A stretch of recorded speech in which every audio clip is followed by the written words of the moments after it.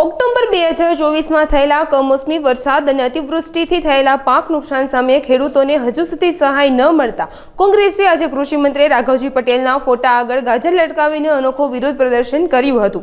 ખેડૂતોને સહાય ચૂકવવામાં વિલંબ અને કપાસ સિવાયના પાકના નુકસાનનું વળતર ન મળતું હોવાના આક્ષેપ સાથે આવેદનપત્ર આપવામાં આવ્યું હતું। આ ઉપરાંત ખેડૂત પોર્ટલ છેલ્લા 12 દિવસથી ન ખુલતું હોવાની પણ ફરિયાદ નોંધાવવામાં આવી હતી।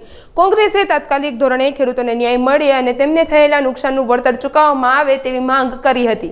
राज्यनी अंदर सोशियल मीडिया में कोई सामान्य व्यक्ति एक पोस्ट मूके सरकार विरुद्ध में तो सरकार विरुद्धनु षड्यंत्र गणी अने एमने जेल में नाखवामां आवे छे। त्यारे राज्यना कृषि मंत्री श्री अने राज्यना खेती नियामक वारंवार अवारनवार खेडूतोनी बाबतमां सरकारने बदनाम करे छे, सरकार साथे षड्यंत्र करे छे।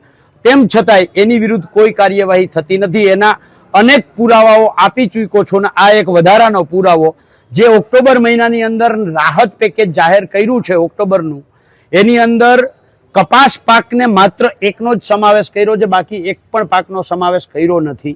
नंबर 2 14 जुलाई थी 28 जुलाई नी वच्चे खेडूतोए ऑनलाइन करवानुं हतुं।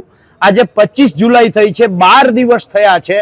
12 दिवस वीतवा छतां राज्यना एक पण गामनी अंदर आ सरकारનું પોર્ટલ ખુલતું જ નથી। ખેડૂતો ધક્કા ખાઈ ખાઈને થાકી ગયા છે।